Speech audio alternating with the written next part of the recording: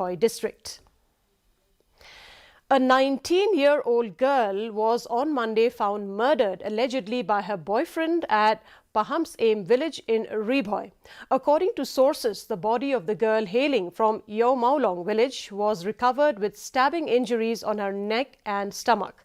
The accused, however, fled the scene after committing the crime, only to be intercepted by the villagers. He was thereafter handed over to the police. Ribhoi Superintendent of Police Giri Prasad informed that a case in this regard has been registered and the investigation is underway. After preliminary inquiry, we learned that one girl of 19 years old age has been found murdered by a person who has been living or in relationship for almost 5 months with her.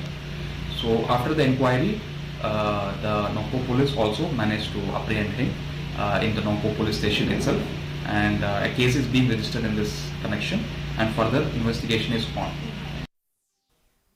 And now here is the weather report. The max